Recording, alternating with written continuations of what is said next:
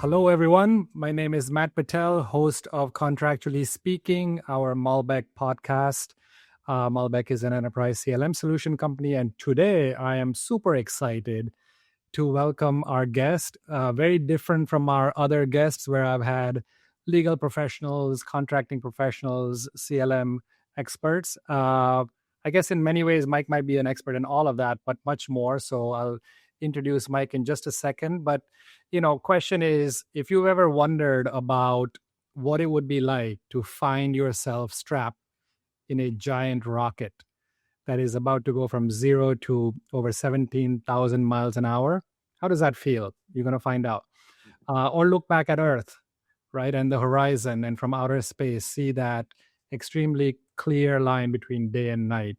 You will find out what that feels like. Our guest has lived it all. So with that said, welcome to Contractually Speaking. Mike, please introduce yourself. Sure. Well, thanks, Matt. Thanks for having me, and thanks to everyone who's listening. Yeah, I'm a former NASA astronaut. I did that job from 1986 until 2014, so 18 years. I got to fly in space twice to be a spacewalker on the Hubble Space Telescope missions, the final two of those missions, where we got to upgrade and repair the telescope. And since leaving NASA 12 years ago now, upon leaving NASA, I joined the faculty at Columbia University, where I am a professor of practice. So I teach, I advise the Space Club. We're starting a new aerospace program. So that's what I'm doing at Columbia as an instructor, as a professor, and do other things. Like I said, I'll be speaking at the Malbek event. So I do a lot of keynote speaking, which I really enjoy. TV when it shows up.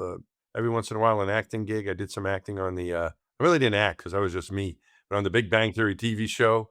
So I do TV whenever I can. I enjoy doing that, and I've written a couple books.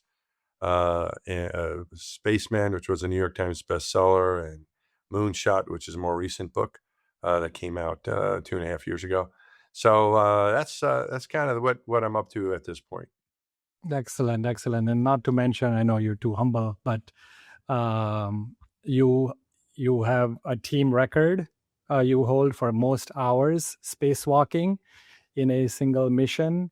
You tweeted from space for the first time as well, Yeah, that's right. I got that going. Yeah, I was the first guy to tweet from space. Yep.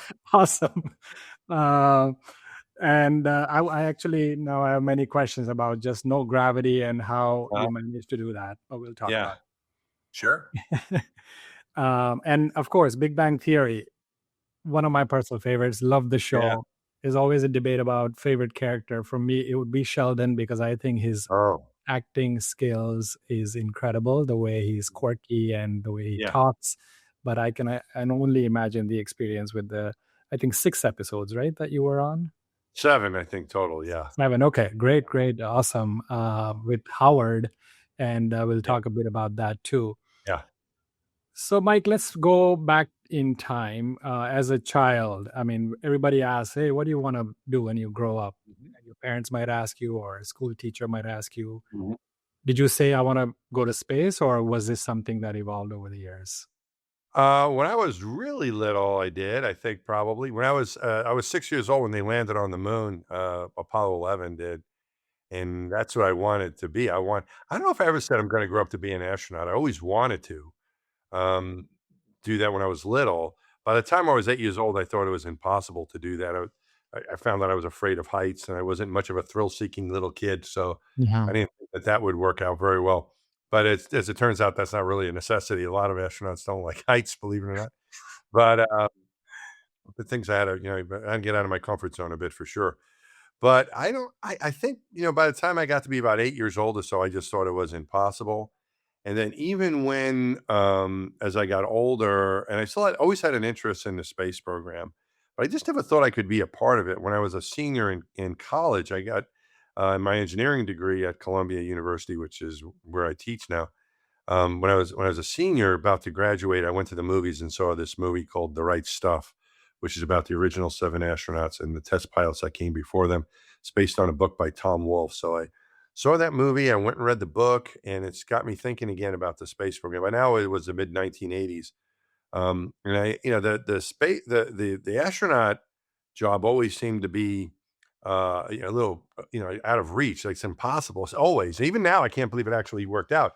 So I never really counted on it happening. So I wasn't, I see a lot of people, a lot of young people. I encountered a lot of these people that said they were going to be astronauts, even when I was like in grad school and working at, they were gonna be astronauts, and not any one of them became one. So, I think it was more I think having a little respect for the process, I would say, I felt was important, and I realized that you don't just become an astronaut, you have to be selected, and Right. it's competitive in that there are thousands of applications that come in from very highly qualified people, both in civilian life and the military, and so to say you're gonna grow up and do that, I couldn't do it. I think some people have the confidence or whatever to say that, but I was under no illusion that, I wasn't deluded in that regard that I could, that I would be picked. I thought that it was the job I wanted, and I was gonna pursue it with every ounce of energy I had, and I wasn't gonna give up, if it didn't work out. I was just gonna keep trying, because you can apply several times, which is what I ended up doing. But, I don't think I went around saying, "I'm gonna become an astronaut." I think I got out of that phase by about age 7, and I might have said I really would love to be an astronaut. I think Mhm. that would be a great job, but I didn't, I wasn't making any affirmative statements about it for sure. Well, and not only once, but is it common that most people go for more than once, or was that unique for you to go Or, as far as the applications go, or for the space flights, for space flights? for space flights, typically, I think most people do more than one. I don't know all the statistics on it. In my class, a few people only went one time, and that was enough, and they moved on to do something else. I don't know what our average is. I went twice. That was seemed to be the right number for me, I guess, the way it worked out. But I think most of us probably went at least 2 times. Okay. Okay. And even back then, like Artemis 2, it set a lot of records. I think traveled 250,000 miles or more. They went a Uh, long way, yeah. Yeah, yeah, that's a if you did a return trip, it's more than that. Yeah, no, they went a long way, I yeah. I I complain about 250 miles if I have to drive somewhere. So Yeah, no, about 250,000, 250,000 miles in one direction, and then they had to come home. when you Yeah, got to come home. And yeah. I have a couple of questions on that. But my first Sure. question, if I Yeah. was ever, not that I will, but ever given this opportunity, my first question would be coming from my family, wondering if it's safe and all. Like, did you have any concern or any pushback from family or anyone saying no, no, you shouldn't go up, or any risk around that? I think we all understood there was a risk, but I never really heard, "You can't go," or "Don't go," or anything like that. I think it was I think at first pursuing the astronaut job, I think people realized it probably wasn't gonna happen, so they didn't discourage me. They're like, "Well, it's a crazy, competitive." My dad was pretty confident I would he was funny. He was like, "Oh, come on, I have no problem with it. You should be." I'm like, "I don't know, Dad, you know." My dad was a very smart guy. He worked for the New York City Fire Department, and he's like, Hmm. "Well, how could they not pick you?" I'm like, "Well, I don't know. You're not on the selection board, Dad." But I think most people thought, it's not gonna happen anyway. Then when it did, they might have been in shock, like, "Oh, we probably should have told them not to." But no, it wasn't. I think it really wasn't like that. It was, something I really wanted to do, and the people, my family and my parents and everyone was pretty excited for me, realized that there was a risk. And my mom, who grew up in Brooklyn, and she was kind of a nervous Italian lady, very religious, great mom, and she was always very encouraging about things. I overheard her having a conversation with someone about one of her friends she grew up with. Their kid wanted to be a police officer, and the mom wouldn't let him do it because it's a dangerous job. And I remember her saying, "I could never say that to my kids. I could, you love your kids, but you can't tell them they can't do something when Hmm. it's something is their dream." Being a police officer obviously is a is a very noble profession of helping and protecting people, and so even though it's dangerous, I think my mom had for the astronaut job that I was going for, even though it probably made her very nervous. She wasn't going to deflate my dreams of wanting to do Right. that. Yeah, it's a choice. It's a tough choice, but you Yeah, obviously cannot not do it, right? That's an yeah, opportunity many people yeah. get. Right. And do you feel like that mission set the stage for human space exploration in the coming years? And how things have evolved obviously today, SpaceX and everything that Elon Musk and others are doing is changing the game. But I think Artemis 2 definitely achieved quite a few Mhm. milestones. So any Yeah. thoughts on how it changed the way people travel to space? Well, it was quite an accomplishment. The space. I'm really proud of the way the Space Launch System performed and the Orion Indeed. spacecraft. There was Yeah, a lot of criticism beforehand about that spaceship. Well, it got people to the moon safely, and it's the only one right now that can get people there. Hmm. Um, so I think what it I think in general the space program has changed a lot. There have been some huge changes. When I first arrived in 1996, we were going from the United States working not completely alone, but the U.S. taxpayer building the space shuttle, and Yep. and we would have our allies, our friends from other countries participate. Canada made a huge contribution with the robotics, and other countries as well participated in the space shuttle program. But when we got to the space station, the big change was going from a U.S. only program. In fact, the space station in the 1980s that was being proposed was Space Station Freedom, primarily a United States space station, with our partners helping a little bit. But it became big time international in the Mm. early 1990s, International Space Station, where not only the countries of Europe and Japan and Canada and some of our traditional partners, but also a very strong partnership with Russia as the Cold Okay. War was ending back then in the early 1990s, and still a very strong relationship in space between all of those countries I mentioned, and the United States and Russia still flying together to the International Space Station. So that was one big change, and I think that was kind of brought on by the need to justify the program and make it cost effective and sharing resources and not just being something that would benefit one section of the world, but also the international cooperative effort, and that was another benefit that I think Congress was in favor of course. And then the second big change I discovered or encountered was at ending my time at NASA when the commercial crew program started, and these commercial companies like SpaceX and Blue Origin were just getting started back then. And SpaceX won a contract to take cargo and astronauts to the space station, as did Boeing, and to bring people to the space station. Um, that was kind of a real change in the way we did things, of letting private enterprise loose where they could do things much more quickly, not working with the taxpayer's dollar. They could take more risk, but not risk of life, just risk with the way they did the pace of things. A lot of new technology, AI came into the program. We were a little bit skeptical about all that at first, but then we started seeing what they could do, like returning the rocket back to the Yeah. launch pad to be used again. Pretty amazing.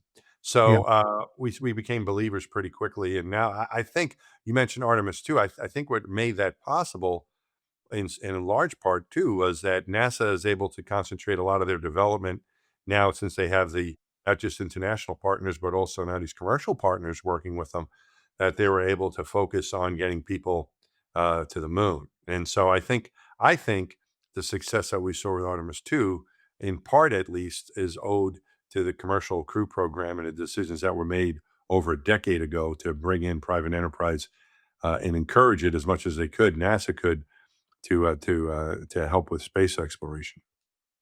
Yeah, and it's moving a lot faster than I thought. Of course, Mhm. we'll see how SpaceX evolves. There's a lot of obviously private investment going into it. Yeah. A lot of potential for the world in general, right? With the Starlink and Mhm. technologies that they're going to implement. Yeah. I I do want to ask about in your mission. Obviously, Hubble telescope is something I grew up. I mean, I've Mhm. seen that from the very beginning. And taking that step out and walking out on that mission into the space walk.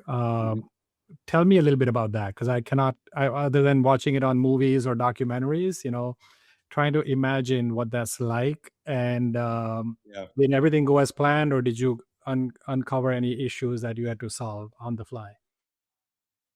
Yeah, nothing goes as planned, Matt, in life as well. Even my morning I showed up late for the recording of this podcast by a couple minutes because I was stuck on the New York City subway. So, nothing goes according to plan, Matt. You try your best. You plan, and but you always have a backup plan and people to help you. But the first look out at the at during a spacewalk, your first view of it out there is is is impressive. Yeah, to say the least. Looking at the Earth from the window of the spacecraft is amazing, but you can't really look everywhere you want. You're looking through a window. You're wearing regular clothes, more or less, Right. and There you go. when you Yeah. get outside, you put a spacesuit on. You're in your own spaceship, and now you can look anywhere you want. And it really felt like a spaceman.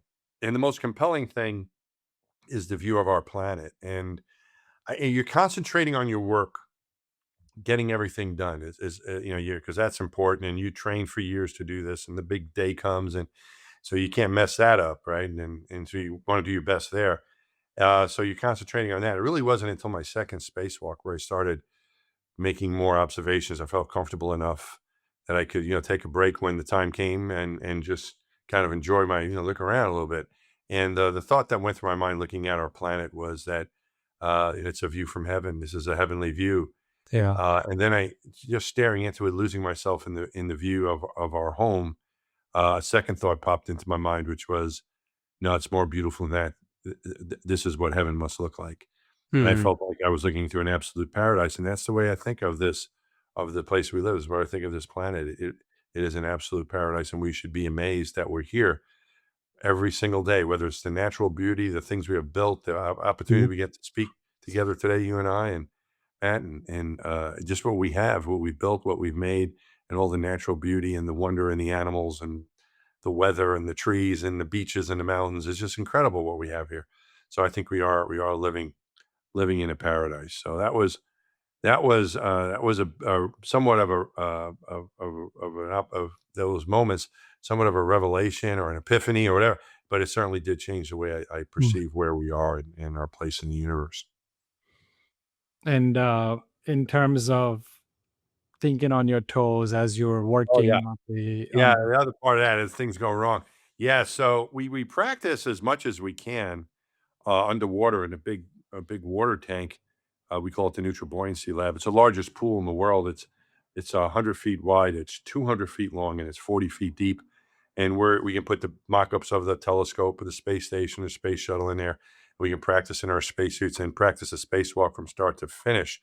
And really what we're practicing, we're practicing techniques and teamwork, but also we're practicing problem solving. And we would think of things that could go wrong, or we could break this, or this might not work the way we expect, or what happens if this happens. And so for those things, we would figure out the answers to those solutions as best we could to be ready in case that happened. And then there's things that you learn through experience. Sometimes in the training or a previous flight, something happened. Oh, we didn't think that could happen, but it happened. And so we can get solutions for those. But on every spacewalk that I've been a part of, inside or outside, there's always one thing that is a little bit different. Either you didn't account for it or you didn't imagine it can happen.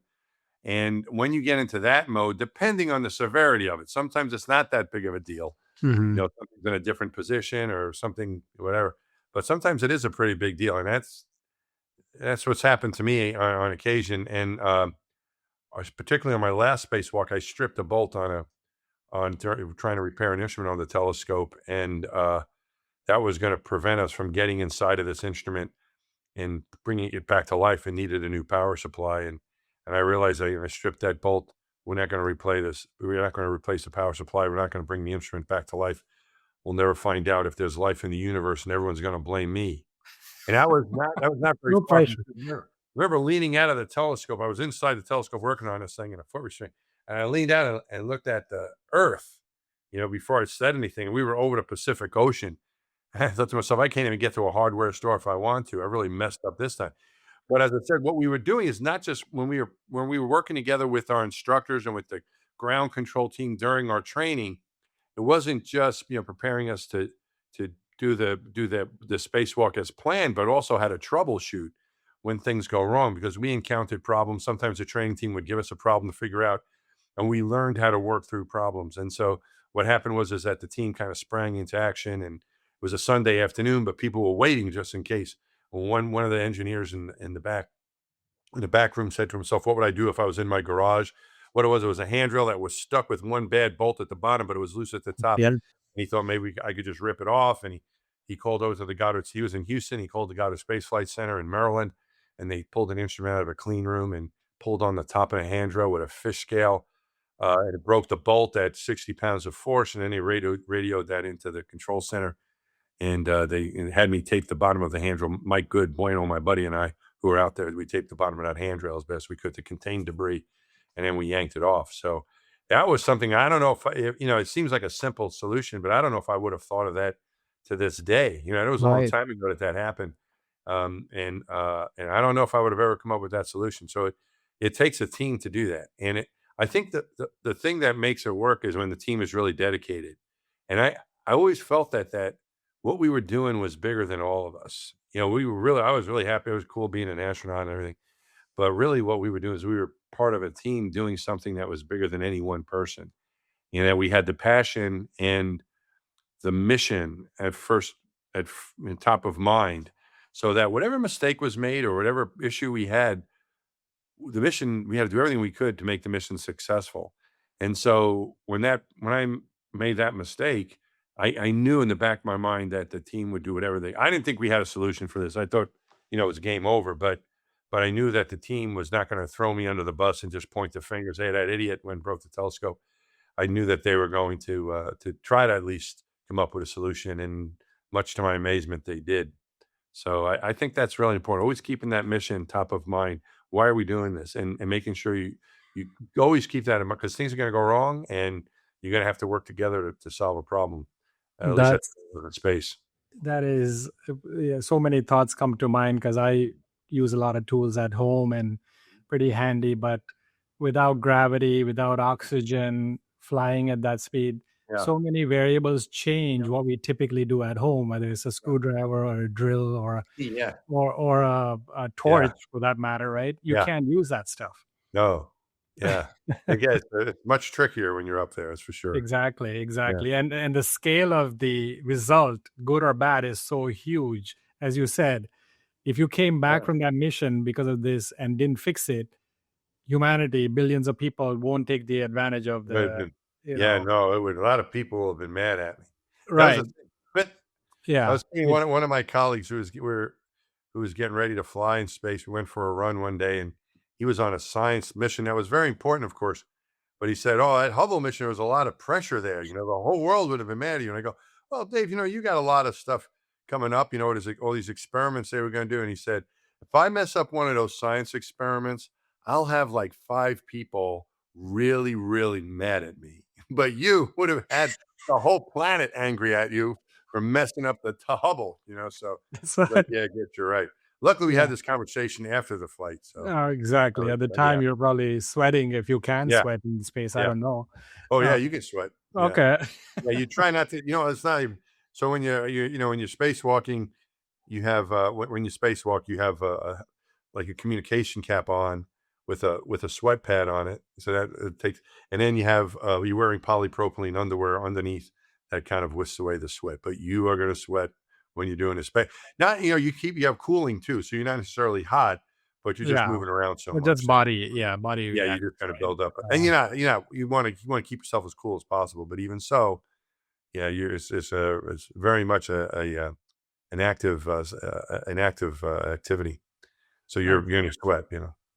So, question, and again, my world is very different from yours, Mhm. obviously, and I'm technologist, software vendor. I built a platform called Malbek for contract management. So I deal with professionals who are dealing with contracts.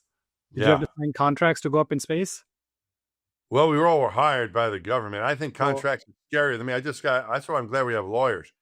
Man, 'cause I'm scared of that stuff. No, really, nothing. I'll go on a spaceship, but no, I've got even an agreement. It was like a pretty, I don't know if it was straightforward or not, but I got an agreement for an event I was going to do, and I didn't know what the heck was going. There's a lot of mumbo jumbo. I thought it was just like an easy thing to say yes to, and next thing you know, I get this like 12-page document, and it frightened me. So I sent it to my attorney. She's great, Hillary Bibicoff. She saved me. So I that really, yeah, I that's thank goodness for people like you, whoever's listening. Forever in the world for all eternity. I'm like, what am I signing up yes. for here? It's well, No. So the now, design of a yeah. contract is everything negative. How everything's gonna go bad, and to cover Yeah, yourself. I don't know what's going on, indemnification and all these other things are in there. So thank goodness for you folks who understand that stuff. And same for financial planning. It was a funny story. There's an astronaut from the way back from the 60s who flew on Apollo 8. He was a commander. His name was Frank Borman. So he's very back at the time. He was a very famous astronaut. He was the commander of the first mission to go around the moon, Apollo 8. And when he left NASA, he got involved. He ended up being the CEO of Eastern Airlines, which was an airline back. I think they went out of business many years ago, but he started, investing money. He was a nice guy, so he made a lot of friends. And a guy named Ken Langone, who is like the founder of Home Depot and very philanthropic man. I see him once in a while in New York. He's still in New York City, and so I see him about it once in a while, and he talks about his great friendship that he had with Frank Borman. And he met Frank, many, many years ago, and he was helping him with his investments. I don't know what Ken was doing at the time. I think he was an investment bank or something. So he was helping Frank Borman, the astronaut, with his investments, and Frank was driving him nuts. Like he kept saying, "What about this? What about that? How's this going?"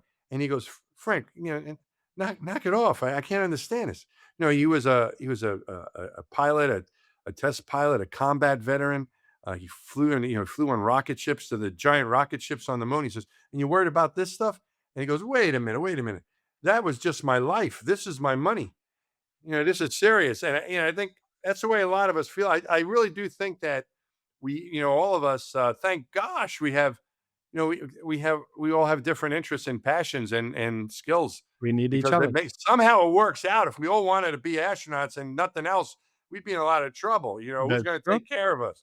So Very I'm very true. grateful for people I in the legal profession or financial professions who help us with that stuff because I can't, I get too scared. so It could. this is for my audience. What I'm hearing is Mike will fix a stripped bolt at 250,000 miles in space, Yeah, no and problem. no problem, but he's afraid of indemnification clause. I don't know what that means. Yeah, no, I've got the lawyer to help me. Yeah, I don't like that, all that But stuff. but But it's really, I think a lawyer has to have someone else's interest at heart. I think that's that right. That's they're doing it to help other people, and in all types too. It's not just one type of lawyer, right? Sometimes it's with the there's contract different, yeah, or family issues or different who matter. knows. All kinds of things happen to people, and they're the good ones anyway, which I'm sure anyway, all the ones that are listening to this are, they help you, they get involved with your life and they help you Yeah, out. And thank God we have them to protect us. So thank you. exactly. Well, Yeah. the other thing about AI we spoke about is Mhm. AI is helping in every field, but think about lawyers and legal documents.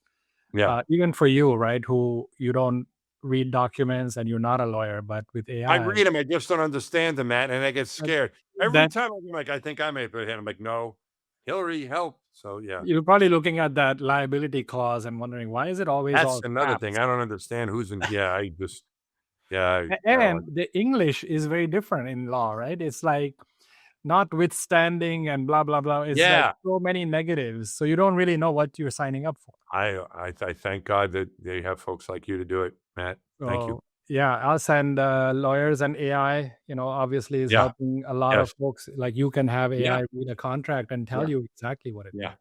Yeah. So, in closing, couple more things. Of course, Mhm. you have written books and Moonshot. We're actually going to give it out Oh, to that's all of nice. our attendees at Thank you. Envision. So, our Envision event, which is our customer event of the year in Austin, October 12th. Can't wait to see you there. I'll be there. Uh, And for Unless our something goes awry. No, I'll be, we said about plans, but yeah, I'll be there. yes, Yes, and we will try to mock up a telescope with a bolt that you can strip and show Oh, how. now you're scaring me again, even though it's space stuff. Tweeting from space. What made you do that? Oh, yeah, that's all right. So it wasn't my idea. So this was in I flew in May of 2009 on my second flight. And so Twitter started to become popular sometime before then. But man, I was concentrating on my flight. I wasn't really paying attention to it. So NASA approached me to send this first tweet from space. And I Wow. actually relied on a piece of advice I got from my hero, Neil Armstrong. Neil Oh, Armstrong, Matt, was my huge, he was the great, when I was a little boy, he was like it. And it's hard, it's hard, I think, for anyone, maybe it's hard for anyone who wasn't alive at that time to understand what that event meant to the world. right. And it was unbelievable. The whole world kind of, everybody, and what, even though those Apollo guys who went to the moon were shocked that they thought they were doing something for the United States, and they were, but really was the whole world. Wherever they would go to India or Japan or wherever they were traveling. It was always, it wasn't that you did it, it was we did it. I don't know why that happened, but the whole world saw it as a human achievement, not just an achievement by one single country. And it wasn't, it was other help countries who were helping, but no matter Yeah. what country you're from, it was this one moment where it was all humanity could be together in this. And he was my hero, man. Neil Armstrong was cool. And I met him for the first time after I became an astronaut. It was my first week as an astronaut. And he's getting a sandwich, and I didn't want to bother him. He was in visiting because he was getting his physical. He didn't Okay. live there. I think only come a few days a year for whatever he had to do. But anyway, so I went up to him. I had to say something, and I introduced him to him. I was a new astronaut, and I asked him, Matt, you've probably heard. You're too young to remember this, but you know what he said when he stepped on the moon? What his famous words were? I don't mean to put you on the spot. Oh, the step for mankind. Yeah, yeah, yeah, yeah. Yeah, One yeah, yeah. small step for man, one giant leap for Yeah. mankind. So you know that, or you're familiar with it, Right. right?